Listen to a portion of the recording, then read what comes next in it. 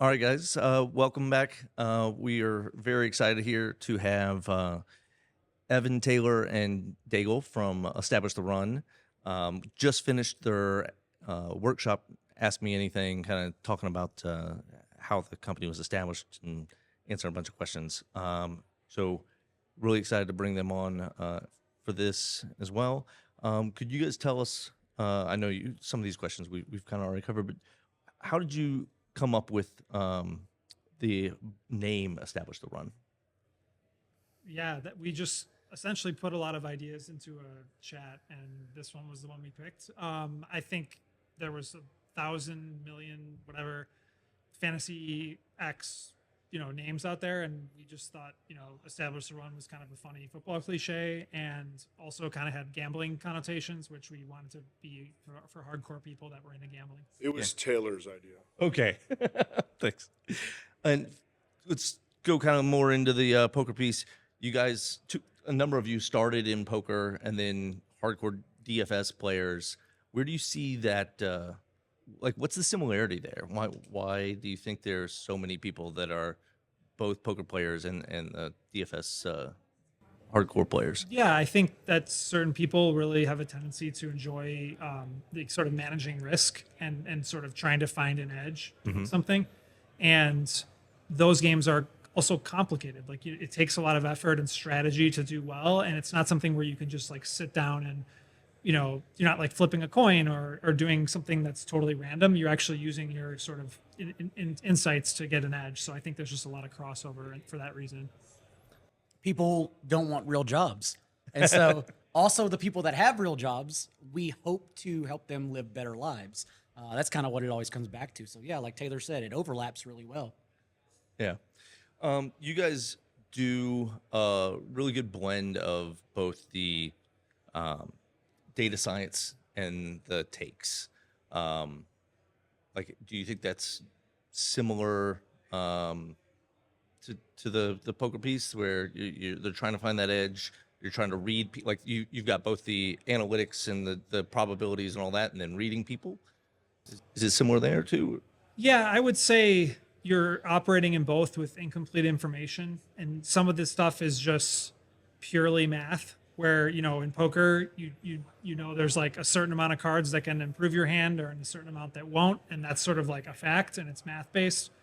And then there's things like, well, how likely is it that this guy is bluffing, versus not, and that's sort of subjective, on a lot of levels. And fantasy sports is the same way. Like some things are just, here's the data on something that's very known and understood, like how good, Tom Brady is by year 15. Like we had a pretty good idea of, how well he would do.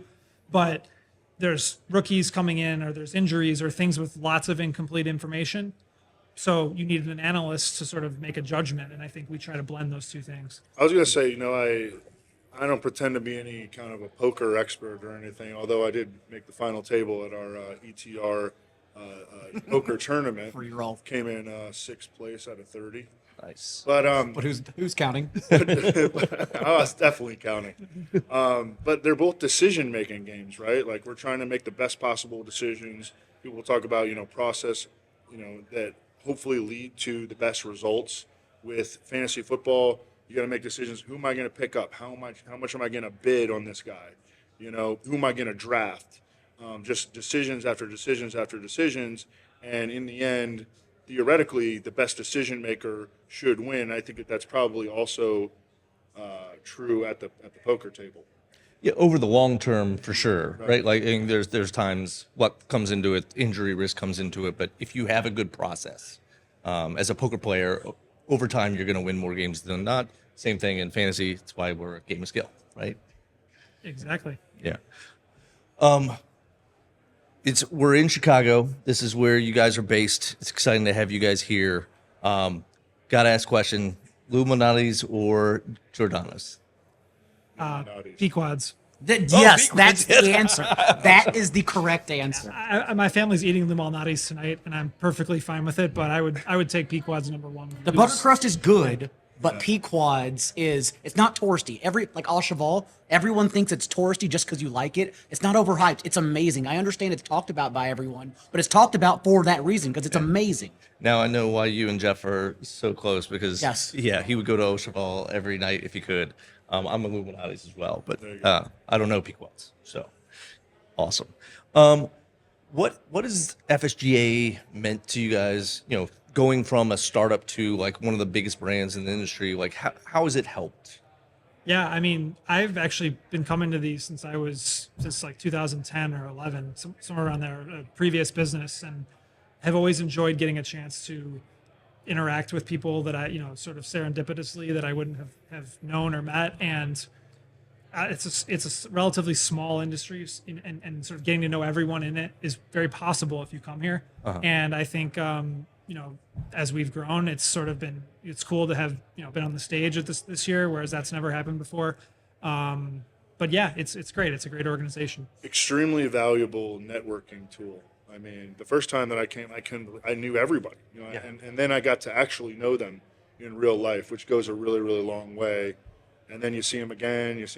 I mean, it's just extremely valuable from a networking standpoint. That's how I initially put names to faces with some of the OGs in the industry, like Ray Flowers and those guys, was from the first FSGA I attended, which was Tampa Bay, I believe. And I told Jordan that, who mediated our press conference panel out there, and he was shocked because if you say you went to Tampa FSGA, it goes back. It's quite a ways back there. Pre-COVID, definitely. Yeah.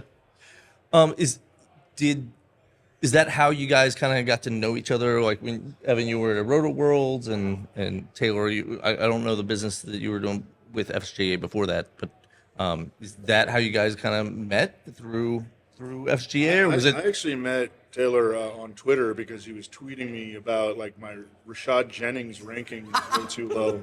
What a callback. And you were right. Taylor was right until he blew out his knee, I think, in week 4. And then I wound up being right. Yeah, so Taylor was wrong. But no, yeah, we like I said, it's a small industry, and you get to know people if you're in it long enough and you're sort of outgoing. And we all, I got to know Evan through just that way, and then John and Evan were tight and sort of, know everybody, both collectively know everybody, and it went from there. And I got to know Evan simply because he read my work since he was friends with Levitan at Roto World. And I had worked with Levitan on Fantasy Labs, a startup at the time. The first time I ever talked to Evan was actually just, I don't know if you even remember this, was literally a DM that said, 1, call me, and 2 was his phone number. And so imagine being like 28-year-old me, and now I'm 37. But like looking down at my Twitter and just seeing a random DM with Evan Silva's phone number. So at the time, like I was in shock. Now I cross my fingers he never calls me. At the time, that's pretty cool. Yeah, very cool. That's awesome. So you guys are today episode 876 on your podcast. How has that been? Like how has that evolved over, in adding different, whether Market Monday, Man vs. Machine, the different kind of flavors of that podcast? Well, I just want to say one thing and then step back, because this is not any credit to me.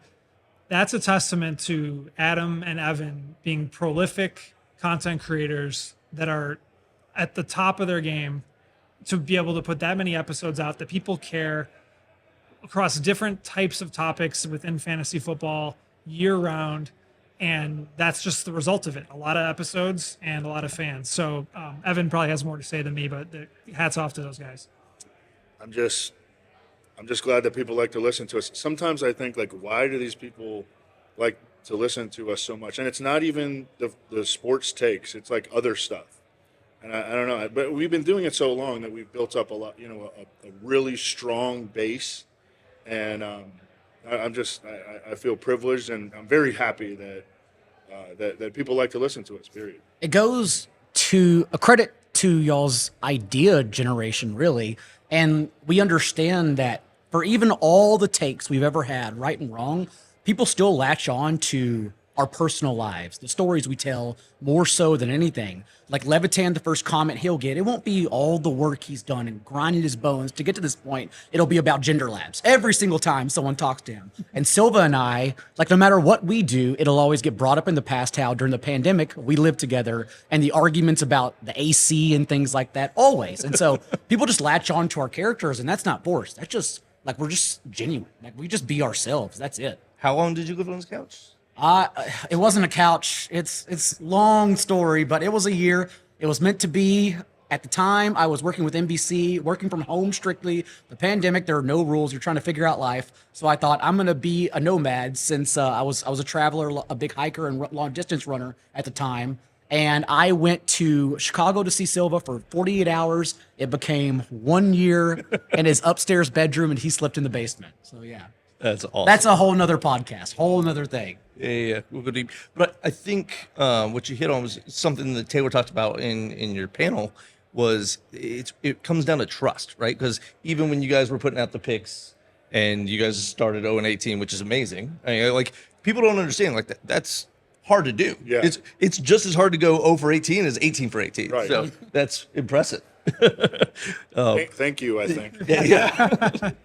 But that people still wanted you to keep doing it, kept coming back. Like, what's great about Establish the Run is that you only focus on the things that you're really, really good at, right? And you've been selective to pick out those things. But when you try something new and it's not really working necessarily, people are still wanting to come back, and you keep doing it because they like the people, right? You've built that trust and they like your personalities, right? So that's really cool. Thanks. Sorry. Yeah, I think it's a combination. They obviously want to hear the personalities, and they also want to do well in their fantasy leagues. So as long as we can continue both of those things, then they're going to keep tuning in. Yeah.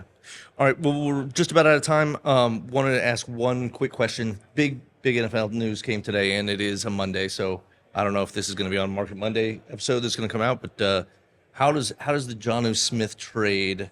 What do you think is your biggest impact? Is it on Pat Fryermuth? Is it Jonnu himself? Is it Waddle? Is it Pharaoh Brown, who I had to look up who their tight end is now on Miami, or Malik Washington? Like, what do you think is the most interesting? What's your hot take on it so far? I literally just got back from driving from Cape Cod to Chicago last night, and I haven't even gotten back into the zone. I'll take it. But I will okay. say that it's giving me a little bit of confirmation bias on my Jalen Waddle take. Hell yeah. Yeah. That I think that this is going to be his year. Yeah. I did the work this morning, so I already you remember go. that there were 111 plays, I believe it was, with Jonnu Smith off the field last year, and the target shares then trickled down 30% to Tyreek Hill, 25% to Jalen Waddle, and 22% to Javon Achane. Everyone perhaps doesn't notice that with Tua playing last year and Tua starts, Achane was literally the RB2 in points per game. When Tua was out, Achane was the RB40 in points per game. It's that big of a difference. Hey. So we're talking about home leagues and things like that. Achane now moves into the back of the first round, that Christian McCaffrey, Ashton Genty range. Yeah. And I'll say for Jonnu Smith, the Steelers now have 3 tight ends that they can play. And Jonnu Yeah. Smith, Pat Fryermuth, and Darnell Washington. That's a convoluted situation. And Arthur Smith likes to run the ball. It's a definite downgrade, I think, for Jonnu Smith yeah. going from Miami to Pittsburgh. Especially because even though he loves to use multiple tight ends, Yes. it's still Right. they're going to be running the ball, and They're going to be running the ball with a lot of volume, Especially because it was already concerning that Jonnu Smith was a 29-year-old breakout tight end. That doesn't happen. We can easily just point to that and say that's probably not sustainable. So was already concerned with the situation. Well, guys, appreciate it. Loved the panel. It was great. Appreciate you guys coming on for this. We're going to get ready to finish the happy hour, go to the elevator pitch, and we'll catch up later. For guys, if you want to see more of this content, go to the FSGA at YouTube, and we'll see you later.